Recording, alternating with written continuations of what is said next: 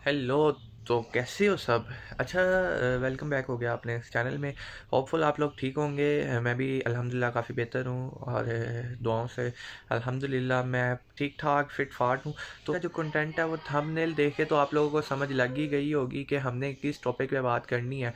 तो आज का हमारा जो टॉपिक है ना वो है टॉप नॉच इनक्लेव और टॉप नॉच वर्ल्ड टेक्नोलॉजी और उसके अलावा ग्रोमोर पे। ठीक है, तो सबसे पहले हम बात कर लेते हैं जो है top notch Gromor according Gromor. अच्छा जी, रिसेंटली पिछले 1.5 साल से इन्होंने कुछ एग्रीमेंट्स वगैरह किए थे नेटवर्क मार्केटिंग के अकॉर्डिंग। उसमें ये था कि इन्होंने जो है ना वो इन्वेस्टमेंट ली थी और उस इन्वेस्टमेंट की बेस पे इन्होंने कहा कि हम आपको 11 to 15% मंथली प्रॉफिट देंगे। उसके बाद इन्होंने एक 6-7 महीने इस तरह चलाए 11 to 15% प्रॉफिट दे के। उसके बाद टॉप नॉच ने चलाए ग्रोमोर के नाम से। उसके बाद जी इन्होंने किया 7 से 10 कर दिया। ठीक है, उसके बाद इन्होंने 5 से 7 कर दिया। अब तकरीबन 1.5 साल के बाद टॉप नॉच ने ग्रो मोर बंद कर दी।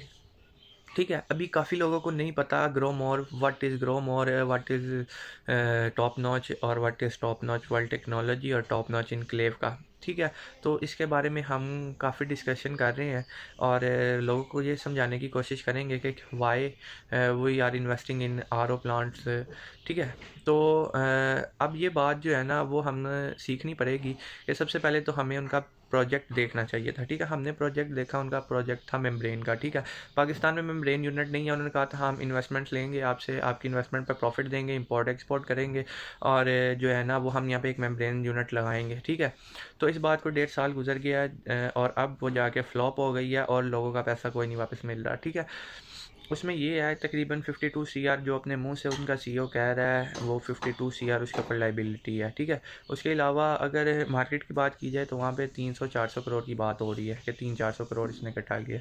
बहरहाल हम उसकी ज़बानी पे चले जाते हैं। 52 CR वो कहता है कि मैंने लोगों से फंडिंग की है और जो है ना वो उसमें से मैंने 25 CR उन्हें वापस पे एज आ प्रॉफिट दे दिया हुआ है। अच्छा, अब इसमें बेनिफिट किसका हुआ है?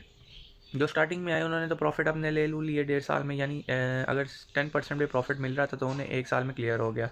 ठीक है, उसके बाद हम बात कर लेते हैं जो न्यू इन्वेस्टर्स हैं। न्यू इन्वेस्टर्स तो बिल्कुल ही तंग हो गए भाईजान, उन्हें 1-2 महीने प्रॉफिट मिला, कईयों को 1 महीने का भी नहीं मिला।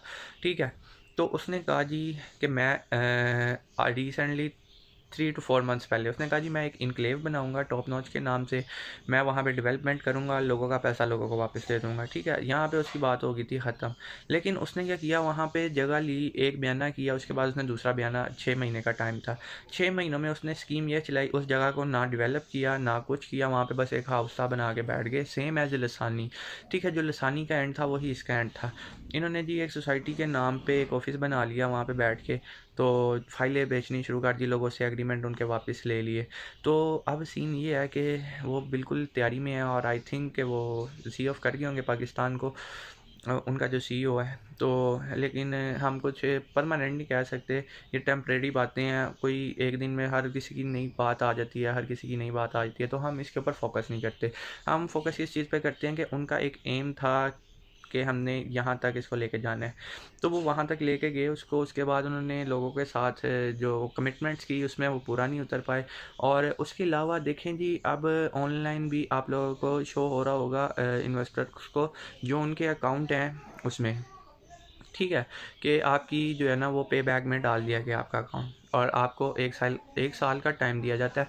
अदरवाइज़ आप 20% पेमेंट हमें और दें, हम आपको उसका प्रॉफिट देंगे जो आपकी टोटल अमाउंट बनेगी। वो टोटल अमाउंट का प्रॉफिट कितना होगा? 3 to 5% आप प्रॉफिट होगा।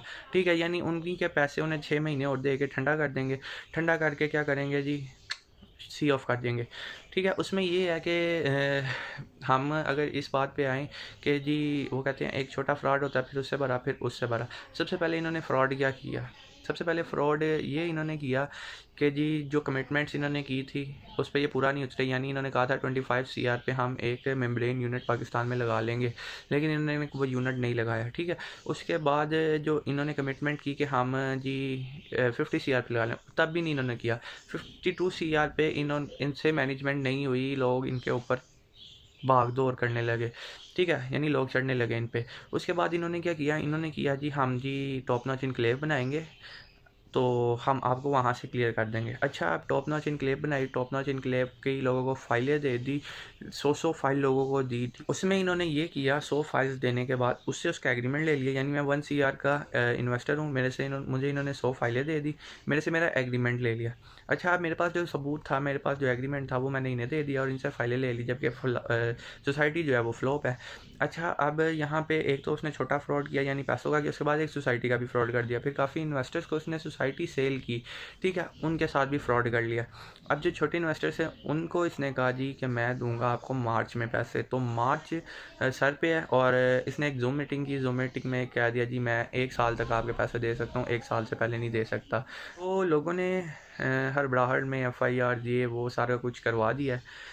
तो अब आगे इसका सीन ये है कि पैसे ये मुश्किल ही हैं जिनको मिलेंगे, क्योंकि लाहौर में तो ये फ्लॉप हो गई है, लाहौर में बिल्कुल नहीं चल रही। हाँ, कराची में ये चल रही हैं अभी तक, क्योंकि कराची वालों के साथ इन्होंने 1/2 का खेल शुरू कर दिया। यानी आपकी जितनी सेल है ना 1 महीने में, आपने अगले महीने उसे 3 गुना करनी है या 2 गुना करनी है। यानी अगर आपकी इस दफ़ा सेल 1 CR है, अगले महीने आपने 2 CR करनी है। तो इस तरह के सीन कर कर के ना ये उनका प्रॉफिट मैनेज कर रहे हैं, लेकिन अनकरीब वो भी फ्लॉप हो जाएगी वहाँ से। और SCCP की तरफ से भी इनके ऊपर बैन लग गया हुआ है। उसके बाद ये है ECL में ये चले गए हुए हैं और इनकी कुछ मेन कैबिनेट थी जो कि इधर उधर हो गई, ठीक है। उसके बाद ये सारा ब्लेम एक बंदे पे आ रहा है और बेसिकली इसको ख़राब करने वाली ही इसकी मेन कैबिनेट थी। देखो, पैसा जिसके पास आता है वो फिर और तरह का दीन ईमान रखता है, वो लालची हो जाता है। ज़ाहिर सी बात है, ज़्यादा पैसा जिसके पास आ जाए वो लालची हो जाता है। खैर, आज का कंटेंट सिर्फ इतना ही था कि आपको बताना था टॉप नॉच के हवाले से कि टॉप नॉच ने किस तरह फ्रॉड किया है। और यहाँ पे अगर मैं आपको बताऊँ कि यहाँ पे किस किस तरह की गेम्स चली हैं तो आप खुद परेशान हो जाएँ। फाइनली आप इन्वेस्टर्स हज़रात को कहें कि जो टॉप नॉच के हैं वो ज़रा ठंडे दिमाग से काम लें और ख़ासकर कराची वाले ये देख लें कि कहीं उनके साथ भी तो नहीं ये वाला फ्रॉड होने जा रहा है जो लाहौर में हुआ है। तो मिलते हैं आपसे नेक्स्ट वीडियो में, उतनी देर के लिए अल्लाह हाफ़िज़।